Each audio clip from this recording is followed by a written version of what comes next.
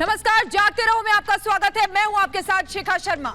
LAC पर चीन की वजह से एक बार फिर से तनाव गहराता जा रहा है। भारत की लगातार कोशिश है कि बातचीत से सारे मुद्दे सुलझे, लेकिन चीन लगातार हथियार जमा कर रहा है। चीन को मुंहतोड़ जवाब देने के लिए भारत ने भी पूरी तैयारी कर ली है। तोपें और अटैक हेलीकॉप्टर तैनात कर दिए हैं। वहीं एलएसी पर तैनात सैनिक हर दिन प्लान 190 के तहत तैयारी कर रहे हैं। क्या है सेना का ये प्लान 190 और कैसी है एलएसी पर भारत की तैयारी, इस खास रिपोर्ट में देखिए।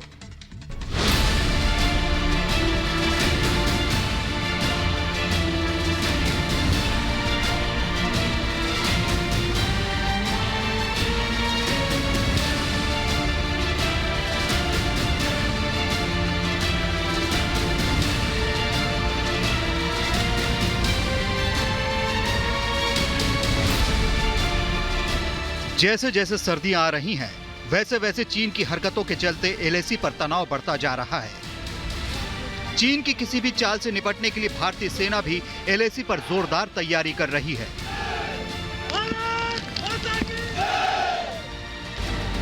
चीनी सैनिक कोई घुसपैठ न कर सके, इसके लिए भारतीय सेना युद्ध के हालात से निपटने के लिए दुश्मन को मुंहतोड़ जवाब देने की तैयारी में जुटी है। सेना के जवान विषम परिस्थितियों में ट्रेनिंग ले रहे हैं। ये अरुणाचल प्रदेश में एलएसी के पास का बुमला इलाका है। यहाँ से कुछ ही दूरी पर चीन की सीमा है।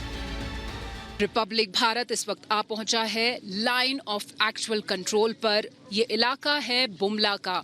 जो मेरे पीछे आप देख रहे हैं, ये स्ट्रक्चर्स, ये पहाड़, ये चीन का है और यहाँ हम भारत में खड़े हुए हैं।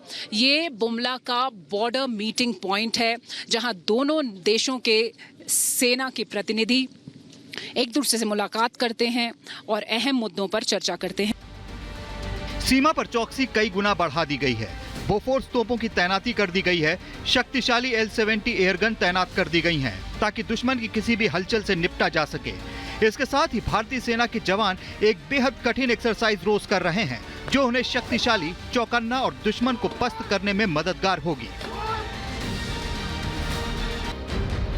सेना का प्लान 190, 15,000 फीट से ज्यादा की ऊंचाई, -25 डिग्री से कम तापमान और डटे हुए हैं हमारे जांबाज।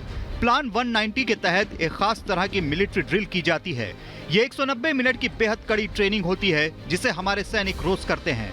इसके तहत 140 मिनट की फिजिकल एक्सरसाइज की जाती है, जिसमें पुशअप, चिनअप और मार्शल आर्ट की ट्रेनिंग होती है। इसके बाद 40 मिनट की आक्रामक गतिविधियों से गुजरना पड़ता है। इसके तहत दुश्मन के पुतले पर राइफल के बैनेट यानी राइफल के आगे लगी कटार से जोरदार हमला करना होता है।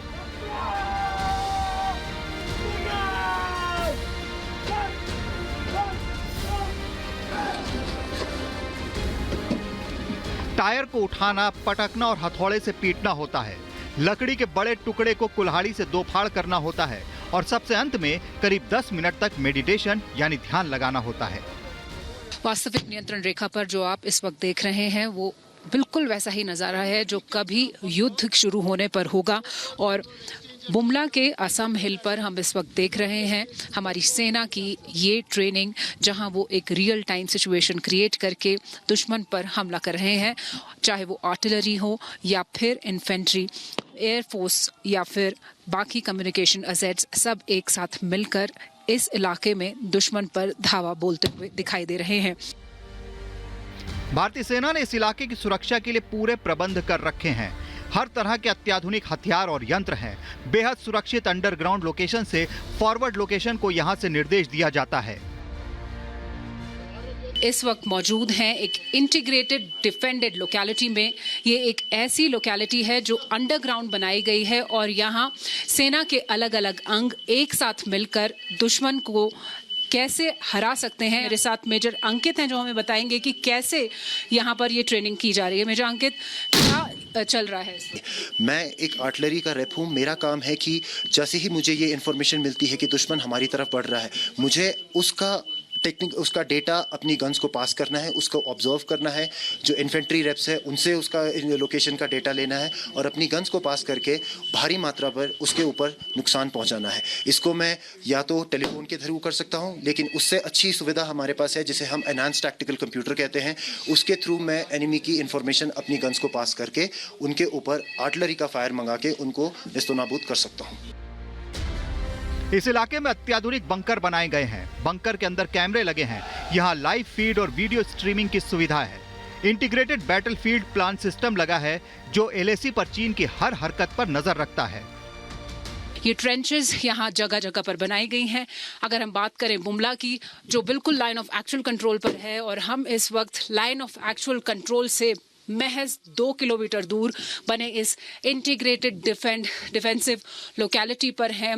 यहाँ अगर हम ऊंचाई की बात करें तो 15,500 फीट की ऊंचाई है। ऑक्सीजन बेहद कम है, तापमान बहुत कम है, लेकिन फिर भी ऐसी परिस्थिति में दिन और रात हमारे सैनिक लगातार लाइन ऑफ एक्चुअल कंट्रोल की निगरानी कर रहे हैं। इंटीग्रेटेड डिफेंडेड लोकेलिटी के अंदर बैठकर बिना एक्सपोज हुए एक साथ तालमेल बनाते हुए युद्ध की लड़ाई की तैयारी कर रहे हैं। सेना के प्लान 190 का उद्देश्य किल और बी किल्ड है, यानी या तो दुश्मन का संहार या फिर लड़ते हुए शहीद हो जाओ। ये चीन को भी कड़ा संदेश है कि कोई साजिश करने की मत सोचना, वरना अंजाम बुरा होगा। Bureau report, Republic Bharat. और अब बात करेंगे अफगानिस्तान की, जहां महिलाओं पर अत्याचार बढ़ता जा रहा है। खबरें आ रही हैं कि तालिबानी अब महिला खिलाड़ियों को निशाना बना रहे हैं। एक महिला वॉलीबॉल खिलाड़ी की गर्दन तक काट दी गई। अब महिलाएं अपने हक की आवाज उठा रही हैं, लेकिन हथियारों के दम पर इन महिलाओं की आवाज बंद की जा रही है।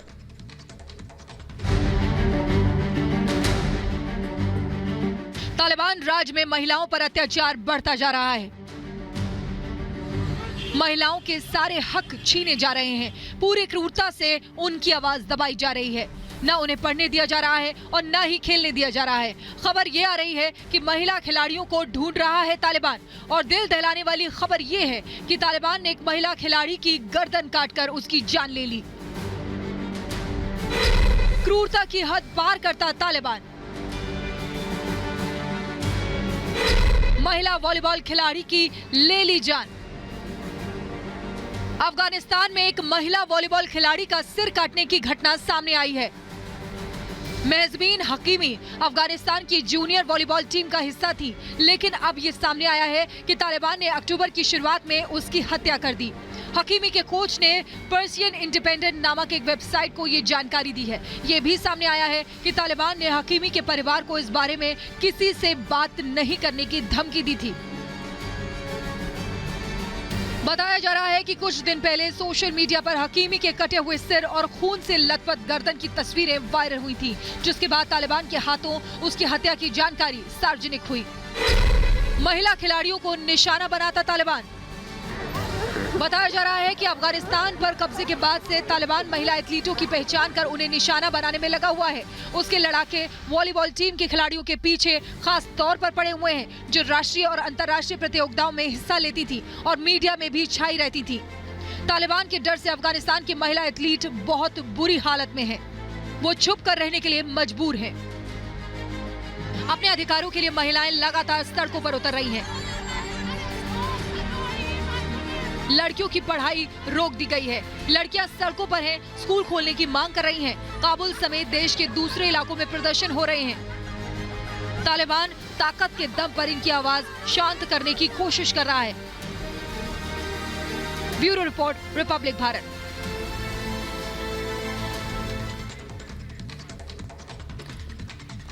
और इसी बीच बड़ी खबर आपको बता दें कि काबुल के पास धमाका हुआ है और इस धमाके की वजह से बिजली तक गुल हो गई है। बड़ी खबर आपको बता रहे हैं, काबुल के पास धमाका हुआ है और धमाके के बाद वहां की बिजली गुल हो गई है। काबुल के साथ साथ आपको बता दें कि कई इलाके अंधेरे में डूब गए हैं।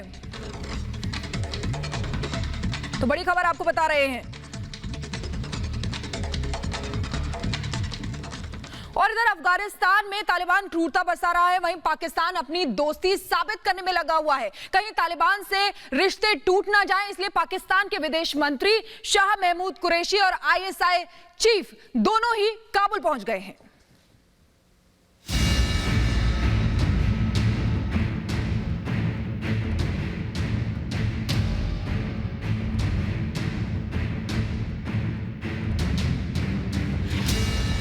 जिस तालिबान ने हथियारों के दम पर अफगानिस्तान पर कब्जा किया, फिर उसके बाद देश में कत्लेआम मचा रखा है, उस तालिबान से दोस्ती मजबूत करने के लिए पाकिस्तान बेचैन हुआ जा रहा है।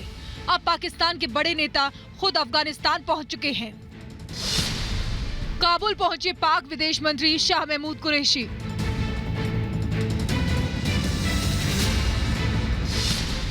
काबुल पहुंचे ISI प्रमुख general Faiz Hamid.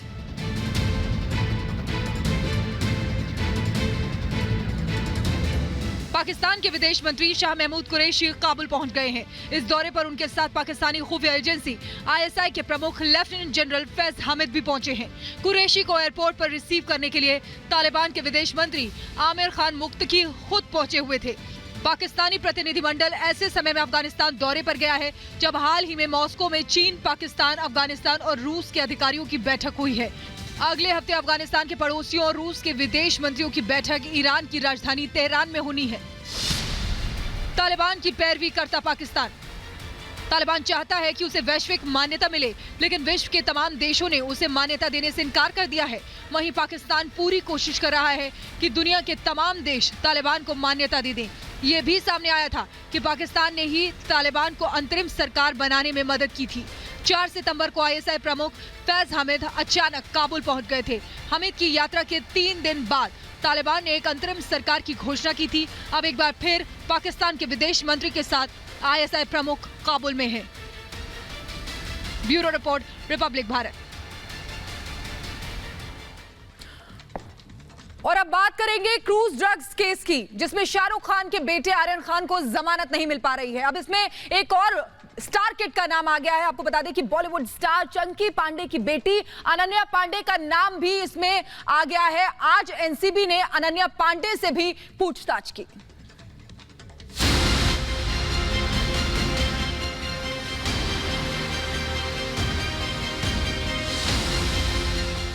Drugs case में आर्यन खान की मुश्किलें कम नहीं हो रही हैं। इस बीच एनसीबी के रडार पर अनन्या पांडे भी आ गई हैं।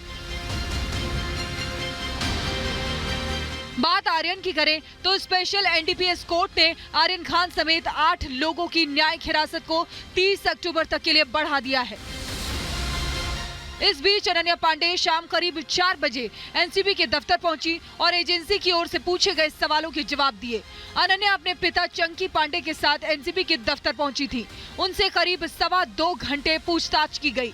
आर्यन खान से ड्रग्स को लेकर अनन्या की ओर से व्हाट्सएप चैट करने की बात भी सामने आई थी। इस पर एजेंसी ने उन्हें पूछताछ के लिए बुलाया था। अनन्या को कल सुबह 11 बजे फिर बुलाया गया है। 2 घंटे की पूछताछ में इस एनसीबी दफ्तर में कुछ ऐसी बात जरूर हुई है जिसके बाद दोबारा पूछताछ की नौबत आ गई है।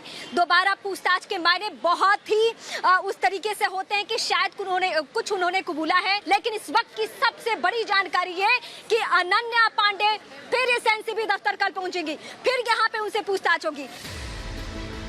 वहीं आज सुबह शाहरुख खान अपने बेटे आर्यन से मिलने आर्थर रोड जेल पहुंचे। आर्यन खान पिछले 14 दिनों से मुंबई की आर्थर रोड जेल में बंद है।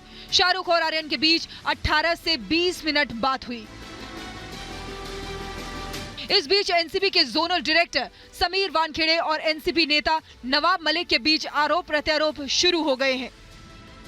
सुबह में बहन ने कहा कि भाई मालदीव नहीं गया।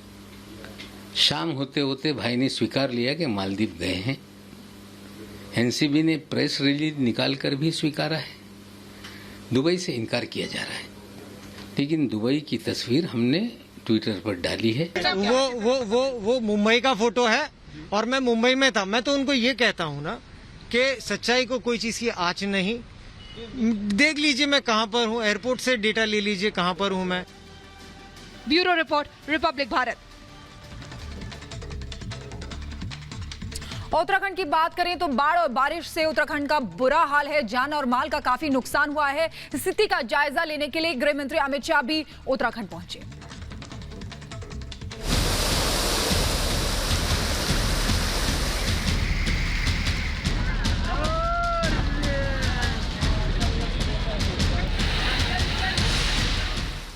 देवभूमि उत्तराखंड में बाढ़ से कोहराम मचा हुआ है। तेज बारिश और उसके बाद जगह जगह आई जल प्रलय ने लोगों की जिंदगी पटरी से उतार दी है।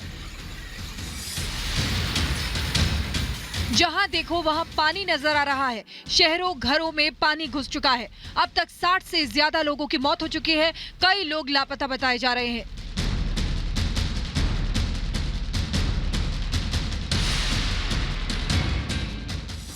पानी के चलते सड़कें टूट चुकी हैं, पुल बह गए हैं, लोग रास्तों में फंस गए हैं। पहाड़ों के हिस्से टूटने से मुसीबत और बढ़ गई है।